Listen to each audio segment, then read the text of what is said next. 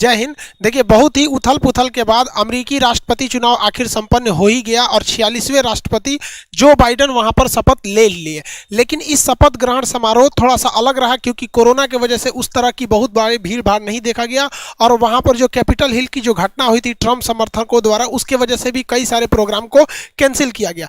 और कमला हैरिस ने भी शपथ लिया, जो महिला है, भारत से उनकी माता का संबंध, जमाइका पिता से। तो ये एक तरह से देखा जाएगा जो बाइडेन के समय जो भी संबंध बनेंगे वो एक अस्थाई बनेंगे। इस तरह से परिवर्तन नहीं देखने को मिलेंगे जिस तरह से ट्रंप के समय देखे गए थे।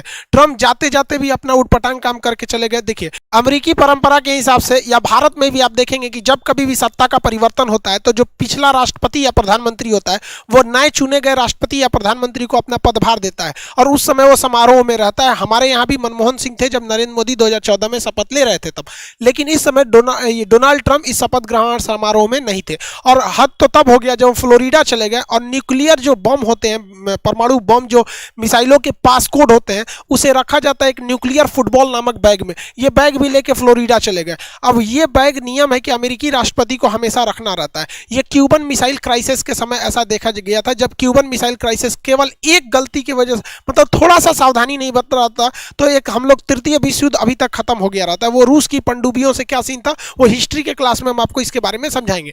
लेकिन जैसे ही जो बाइडेन ने शपथ लिया, इस जो न्यूक्लियर फुटबॉल नामक बैग था, इसका जो पासकोड था उसको रद्द करके दोबारा पासकोड जनरेट किया गया और जो बाइडेन की ऑफिस में नया फुटबॉल जो बॉक्स था उसे पहुंचाया गया ताकि इसमें न्यूक्लियर पासकोड को रखा जा सके। ट्रंप की पत्नी भी वैसे ही निकली। परंपरा के हिसाब से हर एक राष्ट्रपति जो होते हैं उनकी जो पत्नी होती है वो नए राष्ट्रपति की पत्नी को व्हाइट हाउस का टूर कराती है कि यहाँ ये ऑफिस है, ये है, एक परंपरा के लिए, ताकि वो एक सम्मानजनक लगे कि ये हमारा घर नहीं था, ये एक संवैधानिक घर है, हम इसमें हैं, इसके बाद आपका है, इसके बाद किसी और का होगा।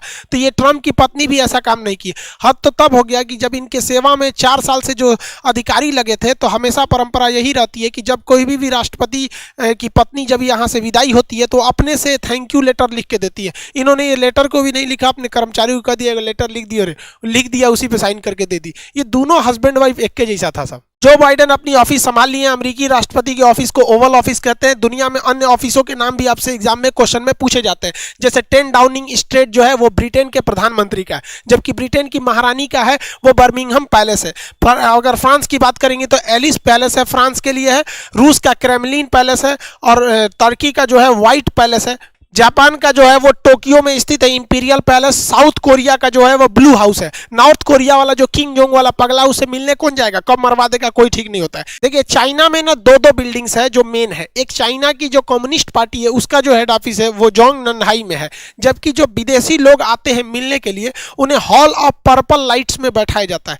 जैसे भारत में भी ऐसे ही परंपरा देखने को मिलती है। राष्ट्रपति भवन तो बहुत बड़ा है, रायसीना की पहाड़ी पर जो राष्ट्रपति के लिए जाते हैं वहां पर जाते ही चाय पानी पीने के लिए। लेकिन जहां हमारे प्रधानमंत्री जी रहते हैं उसका नाम 7 रेस कोर्स रोड था, जिसे 7 RCR कहा जाता था, जिसे मोदी जी के आने के बाद उसका नाम बदलकर लोक कल्याण मार्ग रख दिया गया। लेकिन इसमें मोदी जी बहुत कम ही लोगों से मिलते हैं।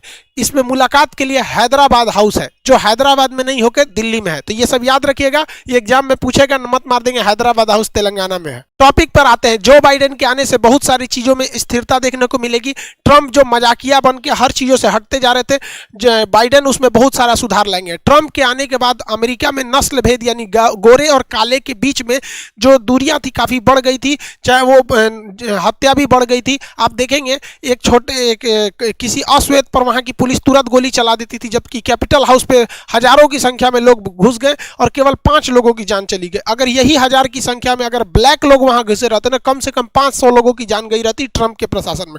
तो जो बाइडेन एक विधेयक लाने जा रहे हैं जिसमें इस कानून को और सख्त किया जाएगा और ये क्लाइमेट चेंज, जो पेरिस क्लाइमेट चेंज था और CO2 को कंट्रोल करने के लिए बात थी, जिसमें डोनाल्ड ट्रंप अब खुद को अमेरिका को पीछे कर लिए थे। इन्होंने घोषणा कर दिया कि ये पर्यावरण को और स्वच्छ बनाने के लिए पेरिस क्लाइमेट चेंज का दोबारा हिस्सा बनेंगे। साथ ही WTO में जो अमेरिका थे अपने 400 करोड़ के जो $400 करोड़ की जो फंडिंग थी उसे रोक दिया गया था। जो बाइडेन ने घोषणा कर दिया कि आते वो WHO के भी सदस्य बनेंगे और वो वापस से फंडिंग भी इसे देना चालू करेंगे। शुरुआत से ही जिस तरह से ट्रंप जो थे वो ज्यूज यानी यहूदियों के वोट के फेवर में थे और वैसे ही चुनाव के समय भी जब चुनाव चल रहा था तो हमने एक वीडियो में बताए भी थे, ये मुस्लिम वोटर्स को लुभाने के फेर में थोड़ा सा ज्यादा रहते हैं। तो इन्होंने ट्रंप के समय में बहुत सारे ऐसे मुस्लिम कंट्री थे जहां पे आतंकवाद ज़्यादा था, जैसे इराक हो गया, ईरान हो गया, सोमालिया हो गया, तो यहाँ सब के मुस्लिम्स के ट्रैवल बैन लगा दिया गया था। जो बाइडेन आते ही इसे हटा दिए हैं। साथ ही ये ईरान से कुछ ज़्यादा अच्छे रिलेशन रख रहे हैं, ये हमारे लिए अच्छा है। ईरान से जो रिलेशन रखा जा रहा है वो अच्छा है, हालांकि ईरान इसी का फ़ायदा उठा के अपना यूरेनियम एनरिचमेंट जो 5 से उठा के 20% कर दिया, क्योंकि परमाणु बम बनाने में जो 80% खर्चा आता है या जो 80% मेहनत होता है वो यही होता है कि भैया आप 20% प्योर यूरेनियम इनरिच कर ले, लेकिन परमाणु बम में 80% मतलब शुद्ध यूरेनियम का प्रयोग होता है।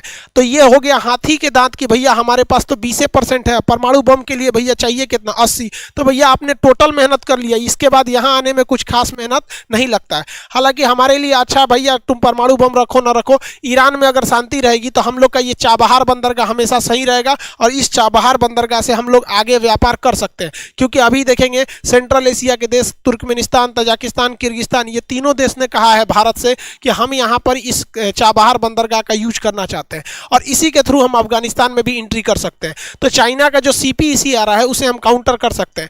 हमारा रेल प्रोजेक्ट और हमारे पाइपलाइन, हमारा ईरान से पाइपलाइन भी आ रहा था, ट्रंप के विरोध की वजह से हम लोग उसे नहीं ला पाए, तो ईरान से इनके रिश्ते अच्छे रहेंगे, तो ये भारत के लिए बहुत ही पॉजिटिव साइन है। हालांकि हमारे लिए एक ये खराबी है कि ट्रंप की तरह अमेरिका, ट्रंप प्रशासन में जिस तरह चाइना के खिलाफ रहता था, अब बाइडेन के शासन में अमेरिका चाइना के उतना खिलाफ नहीं रहेगा, बिजनेस को खोल दिए जाएंगे और चाइना का भी मन बढ़ जाएगा। चाइना ने इसका हालिया घटना किया है, अरुणाचल प्रदेश के जो गांव था विवादित, जो भारत का था, उस पर उसने बहुत पहले से कब्जा किया रखा था, उस पर उसने अपने गाँव को बसाना चालू कर दिया है। ये जो है ये अपर सुबनासी डिस्ट्रिक्ट में ये पड़ता है अरुणाचल प्रदेश में। आपसे क्वेश्चन पूछेगा, एग्जाम में पूछा भी है, अरुणाचल प्रदेश का पुराना नाम क्या था? नेफा था, नॉर्थ ईस्ट फ्रंटियर एजेंसी था, नेफा नाम था इसका। अब ये पहले ये एकमात्र राज्य था जिसे पहले विदेश मंत्रालय देखता था, बाद में जब इसे पूर्ण राज्य का दर्जा मिला तब इसे गृह मंत्रालय देखने लगा, तो ये उसे दक्षिणी तिब्बत कहता है। अब यहाँ के विवादित एरिया में अगर वो गांव बना लिया है तो भारत के लिए ये बहुत खराब बात है, क्योंकि हमारी सुरक्षा पे ये एक सेंध लगाने जैसा है, जबकि हमारा कुछ खास प्रतिक्रिया भी नहीं रह गया। इस पर प्रतिक्रिया भी आना चालू हो गई कि हमारे इस राज्य पर कब्जा क्यों किया गया। तो भैया दो हमारे यहाँ जनबे करते हैं, हमारी पार्टी अच्छी तुम्हारी पार्टी अच्छी। एक सरकार कह दी कि भैया ये हमारे समय से थोड़ी था, ये तो कांग्रेस के समय से था, 1959 के समय से था, ये कोई जवाब थोड़ी है। ये कह रहे हैं कि हमारा उस समय जन्म ही नहीं था, मतलब आप समझ रहे हैं, हमारा पल्ला झाड़ लो। ये राष्ट्रीय मुद्दा है भैया, किसके समय से था किसके नहीं। अरे भैया आप देखिए नेपाल, ये नेपाल इधर से चल रहा है, हम लोग को भी एग्रेसिव रहना पड़ेगा। ये हमारे लिए एक बहुत दुखद खबर है कि एक और जब हम गलवान में फंसे हैं, दूसरे ओर चाइना और अरुणाचल प्रदेश में बता रहा। आपको ये कहने की हिम्मत नहीं पड़ती हमारे सरकार में किसी को भी कि ये तिब्बत जब तुम्हारा है ही नहीं है तो ससुरा तुम्हारा ये दक्षिणी तिब्बत कैसे हो गया। आज भी हमें वन चाइना पॉलिसी पे साइन करना होता है, चाहे वो नेहरू हो चाहे वो नरेंद्र मोदी हो।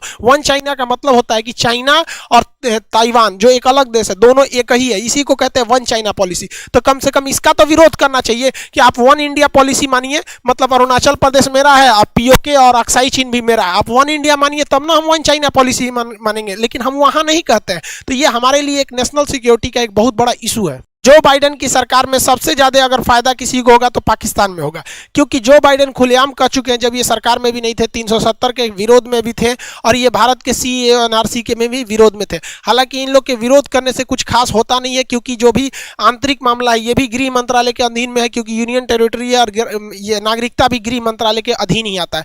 लेकिन हाँ, एक इंटरनेशनल इशू बनाने के लिए एक बहुत बड़ा मुद्दा हो जाता है। तो इसके लिए भारत को भी पाकिस्तान के अंदरूनी समस्या को वर्ल्ड लेवल पर उठाना चाहिए, ताकि वो इस चीज को काउंटर कर सके। हालांकि भारत के लिए यहाँ एक प्लस पॉइंट ये होगा कि डोनाल्ड ट्रंप कहते थे कि अमेरिका जो है अफगानिस्तान से अपनी सेना बुला लेगा।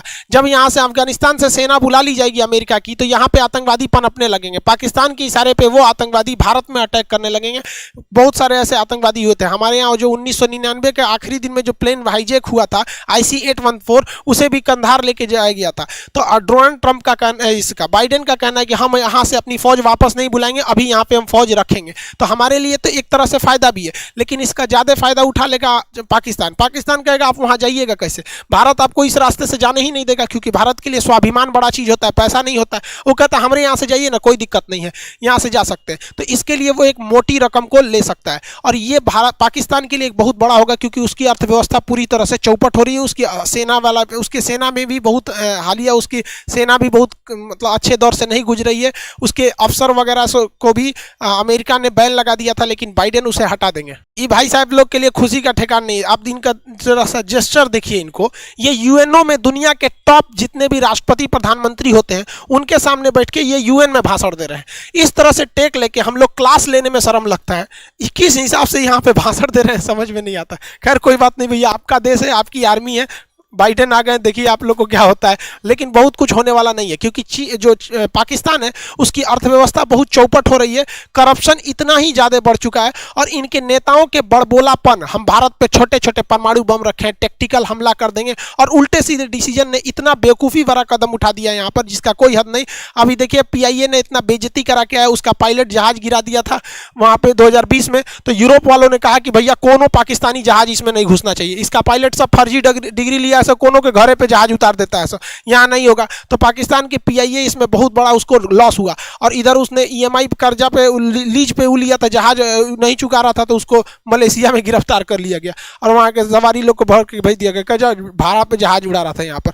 हालांकि पाकिस्तान ने इसके बारे में फिर UK वगैरह में केस किया है। और अभी देखेंगे तो ये पाकिस्तान कुछ दिन पहले भी उल्टा सीधा काम किया। जो एयर स्ट्राइक हो गया था तो पाकिस्तान डर गया था, कहा था कि इधर से एक भी जहाज नहीं जाने देंगे। अब हमें यूरोप जाना है तो पाकिस्तान के ऊपर से ही हम लोग उड़ के जाते थे, कहा कि ना इधर से नहीं जाने देंगे, तू लोग कभी भी बम मार देगा, तुम वापस ऐसे जाओ। वापस जाने के लिए भेज दिया। तो पाकिस्तान ने अपना एयर स्पेस यूज नहीं करने देता था, जिस वजह से पाकिस्तान को 800 करोड़ का लॉस हुआ था। 800 करोड़ से ज़्यादा का लॉस हुआ था और उसको